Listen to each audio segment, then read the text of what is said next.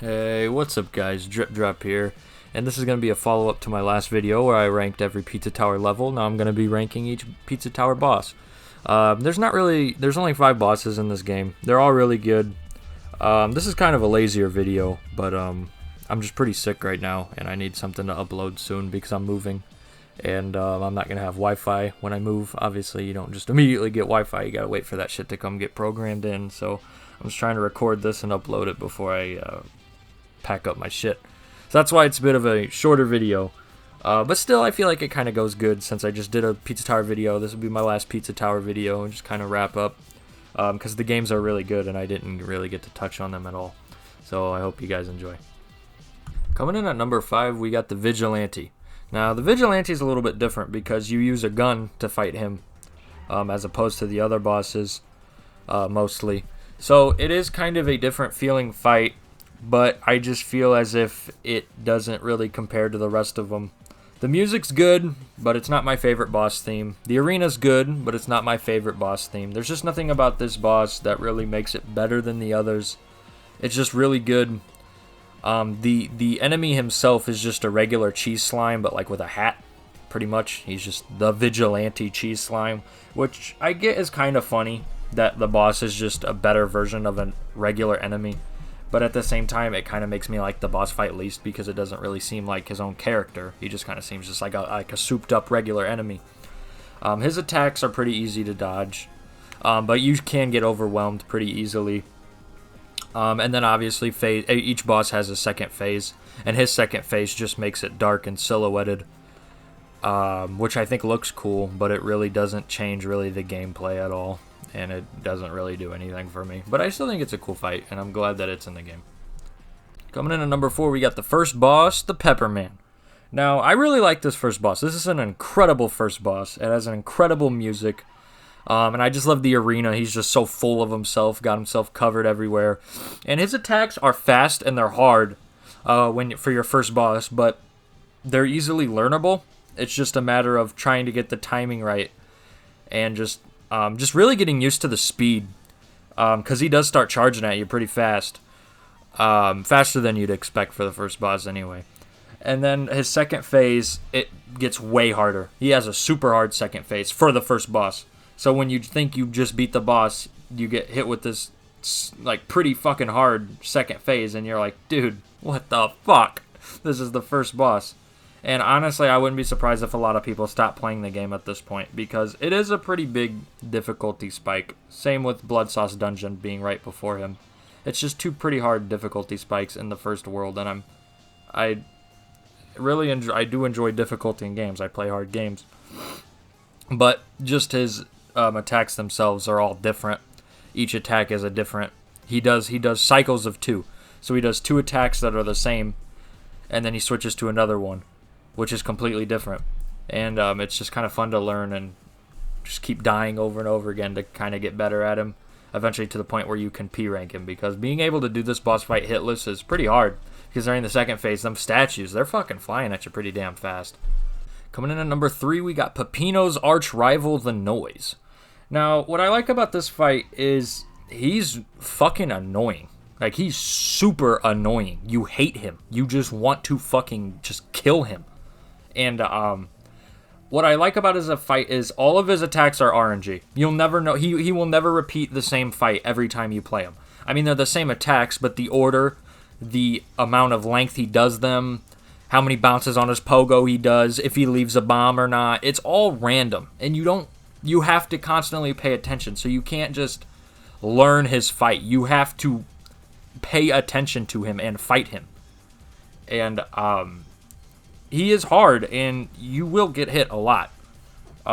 Going back to all the bosses, I wouldn't say it's the hardest boss per se, but it's the hardest boss to do perfectly every time. And it's just because he's just so annoying. You're always getting hit by some dumbass shit because he's just always doing something stupid. And then his second phase, he starts introducing the fake out attack where you think you can go hit him, and then right before you hit him, he's like, nah, psych, fuck you, and then he hits you. He's just a bitch. I fucking hate this guy. That's why he's number 3, because he's fire. He's goated. He's the annoying goat.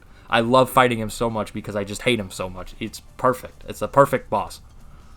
Coming in at number 2, we got Fake Peppino. This fight is so fun and so great on so many levels.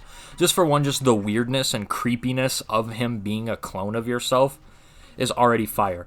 The music for this boss fight is so fire. It's like a creepy, distorted version of the Pizza Time theme.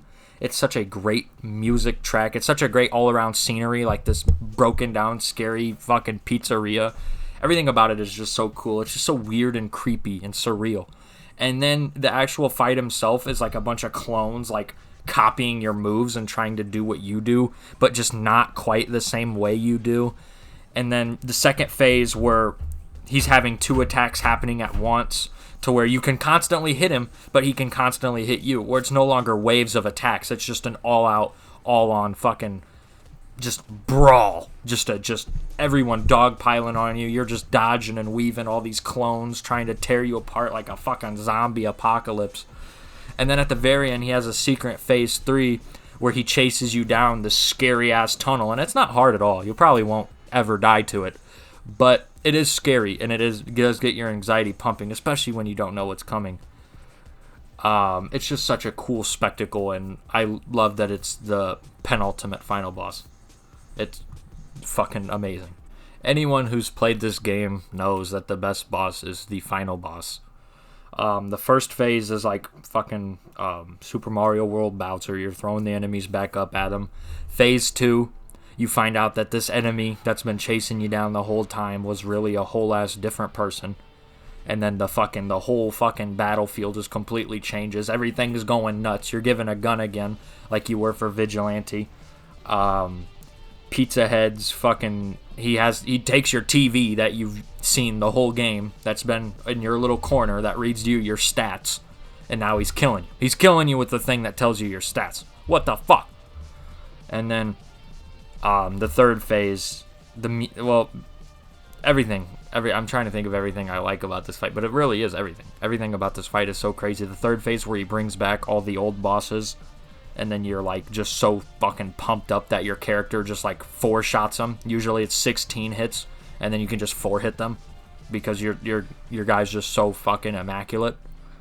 And then the music for this song is probably one of, if not my favorite video game tracks of all time. The music track for this boss is incredible.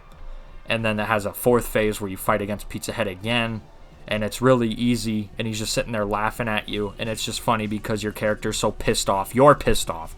You beat this whole game, and now you're doing this long-ass boss fight, and then he has the nerve to come at you with a 4th phase, and he's not even hard during the 4th phase. It's an easy 4th phase, and he's just laughing at you. You want to beat the fuck out of him, and you do. Which then leads to the escape of the Pizza Tower, which I believe I ranked at number 4. Number 5 is the best level in the game. So it's already an incredible level in the game right after an incredible boss fight. I really don't think there was a better way to send off this video game. Of course, you're not sending it off, though, because after this, then you're going to go back and P-rank all the levels, which will make you want to cry. At least I know it did me. But yeah. I mean, all the boss fights in this game are good. This one's especially good. This and Fake Peppino really are standout boss fights in this game, and I love them. I love them so much. I wish the 4th phase was a little harder, but it's kind of funny that it's not, because the boss is just sitting there laughing at you the whole time. But yeah, like I said, this was a shorter video. I'm pretty sick. I'm about to go lay down after I finish recording this. My head really fucking hurts. But I want everyone to know that I want everyone who's watching this to know that you are important, you are significant, you are valuable. I appreciate everyone who spent the time to come and watch this video. I hope I will see you next time. I hope you enjoyed this video as much as I did making it. I say that, but I really didn't enjoy making this one. I am really sick. But I did enjoy playing these bosses again for the footage. So I guess I did enjoy making this video. I hope you enjoyed this video as much as I did making it, and I hope to see you guys next time, but until then, this is The Drop Off.